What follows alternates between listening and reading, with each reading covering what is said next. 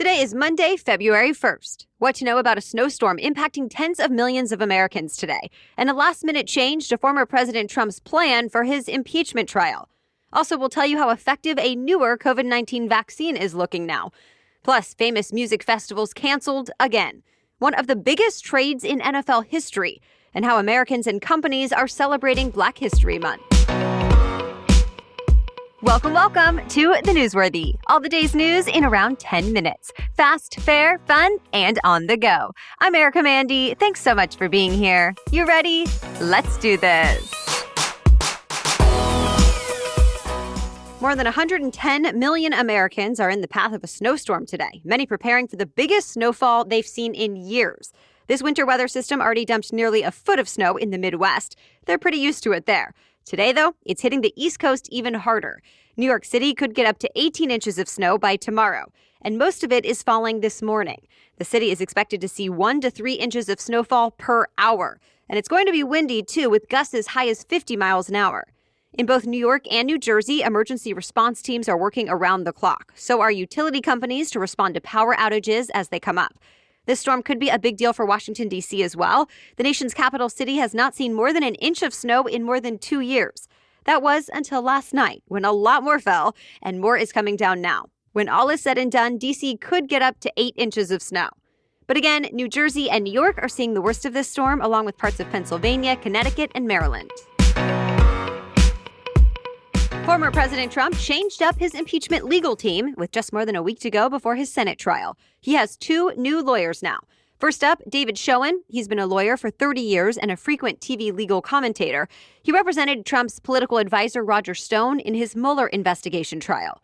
There's also Bruce Castor. He's a former district attorney in Pennsylvania, and he got some national attention when he decided not to charge Bill Cosby in a sex crimes case. Both attorneys released statements over the weekend saying they're honored to take the job with Trump. And this is a big change. Trump initially said South Carolina lawyer Butch Bowers would lead his legal team. Well, that team quit. They have not officially put out a reason themselves, but reports say they did not agree on how to defend the former president. ABC News cited sources who say Trump wanted them to argue there was election fraud, while the lawyers wanted to focus on whether or not it's constitutional to hold an impeachment trial at all for a president no longer in office. Either way, they're out and the new team is in. Though so far, it's not clear how the new team will present Trump's defense against the charge that he incited the U.S. Capitol riot. We'll find out soon. The Senate impeachment trial starts next week. Federal prosecutors announced some of their most serious charges yet in response to the violent invasion of the U.S. Capitol.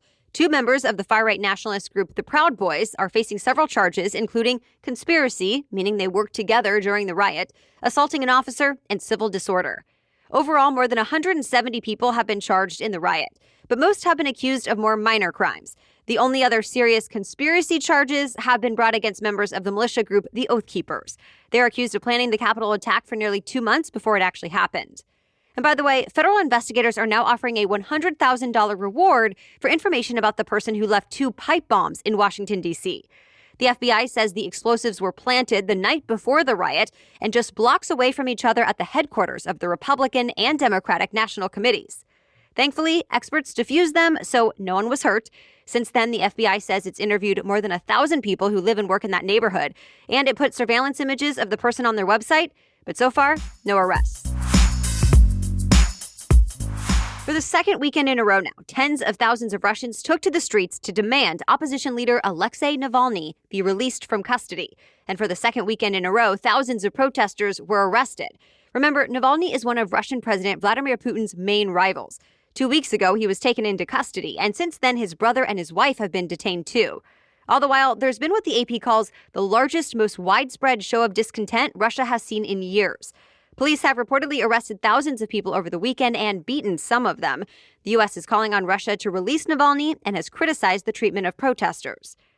The U.S. also expressed concern about another country's political unrest.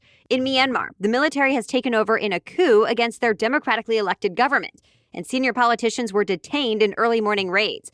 The army blamed election fraud and said it's taking over for at least the next year. At the same time, mobile networks and the internet are down in major cities there, and some local journalists are reportedly going into hiding. The new U.S. Secretary of State, Antony Blinken, responded to this, saying the military must reverse actions immediately. To be continued. The world could soon have another powerful weapon against the COVID-19 pandemic. Johnson & Johnson reported the results of its largest vaccine study. This is the vaccine that only requires one dose.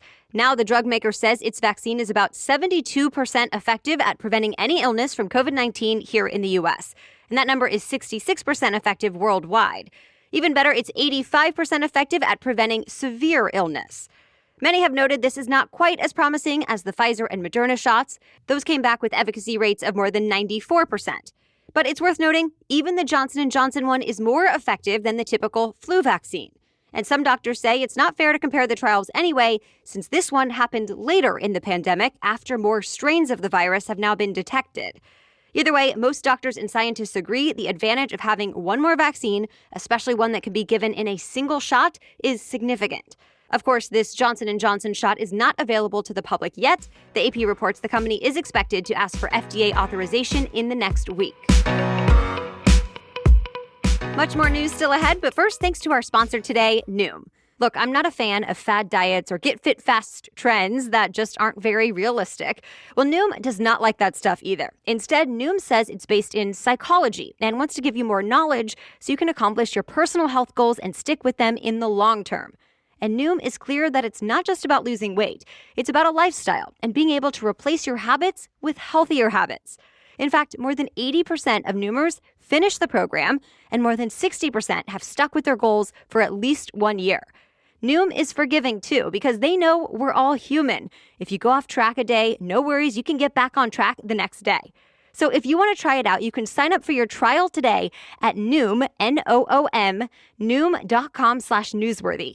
Noom wants you to know there's a science to getting healthier. So again, sign up for your trial at Noom, N-O-O-M, Noom.com/newsworthy. If you want to learn how to live healthier, check out Noom at NOOM.com/newsworthy. Now, back to the news. You've probably seen them. Vaccine selfies are popping up all over social media as people get their COVID-19 vaccine. But the Better Business Bureau has a warning. It says, leave your vaccine card out of the picture. In case you're not familiar, the cards show what kind of vaccine you got, whether it was Moderna or Pfizer, and it also includes personal information like your full name, birth date, and where you got the vaccine. And for scammers, that can be valuable information. So the BBB says pictures of your card really should not be floating around on the internet. Not only could they potentially put you at risk, but bad actors are apparently using those images to make fake vaccination cards to sell on eBay and TikTok as well. For the second year in a row, two of the country's biggest music festivals have been called off. Coachella and Stagecoach both got canceled. They were set to begin in Southern California in April, and they likely would have drawn massive crowds in the tens of thousands. But both events were scrapped because of a Riverside County health order. Local officials say the festivals could expose too many people to COVID-19, and it would be too hard to do contact tracing. As of now, Coachella and Stagecoach have not announced if they'll try to reschedule or just skip this year altogether. It's being called one of the biggest trades in NFL history. It involves two quarterbacks who were both at one time #1 NFL draft picks. The Detroit Lions traded Matthew Stafford to the Los Angeles Rams for their quarterback, Jared Goff. As ESPN reports, Stafford will be leaving the Lions as the team's all-time leader in every passing category. So the Rams are definitely getting a top-tier quarterback. But some may say the Lions got the better deal. Besides 26-year-old Goff, the Rams also traded away 2 future first-round draft picks and a third-round pick, all for Stafford, who's almost 33.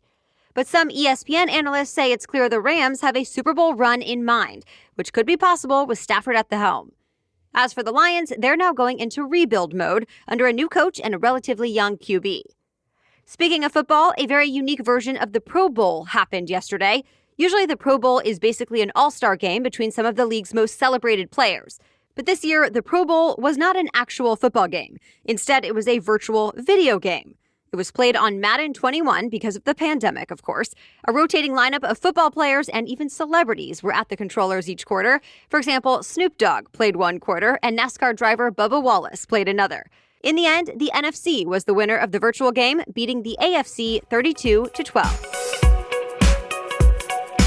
Black History Month kicks off today. Every February, the U.S. and Canada spend the month honoring the achievements of Black people and celebrating Black culture. The NAACP suggests taking the time this month doing things like supporting Black-owned businesses and creators, donating to a Black organization, or visiting a Black history or civil rights museum, as long as you can do so safely.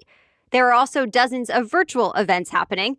Major businesses are throwing their weight behind Black History Month as well. For example, tech companies from Apple to Yelp are highlighting Black-owned businesses, and other companies like Peloton and Under Armour are highlighting the work of Black creators. Some are also donating or helping raise money to causes that impact the Black community. And that's it for your main news today, but now it's time for Money Monday, when we talk about one interesting money-related news story. But first, this episode is brought to you by 1010. You may have read about this in the New York Times, InStyle magazine, or Forbes, and we're excited to tell you about it. 1010 is an exclusive collection of 10 one-of-a-kind engagement rings designed by 10 of the most distinctive designers working today. Using only diamonds responsibly sourced from Botswana, 10 design masters have each produced a uniquely beautiful commitment ring. They're available now exclusively on BlueNile.com, and when they're gone, they're gone. We all know that the diamond engagement ring is iconic. It's a timeless expression of the deepest commitment between two people, and with 1010, it's been beautifully re-envisioned in the hands of 10 modern designers working exclusively with sustainably sourced diamonds. If you're on the hunt for the perfect unique ring to wear forever, you're definitely going to want to check this out. Again, this exciting limited edition collection of diamond engagement rings just launched, and you can find it exclusively at BlueNile.com. Now, back to Money Monday. And today we're talking about high-end liquors like pricey whiskeys and tequilas and how they're flying off store shelves. In fact, distillers are seeing their strongest sales in about 4 decades, despite bar closures.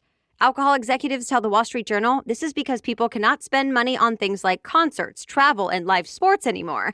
So instead, they're splurging on high-end booze they can drink from home.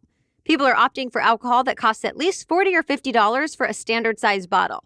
And this is really adding up. A trade body called the Distilled Spirits Council says revenue jumped nearly 8% last year to more than $31 billion. And this premium item trend is not just affecting alcohol. Research firm IRI says more Americans than usual are also opting for high-end products ranging from pricier household cleaners to more expensive candles.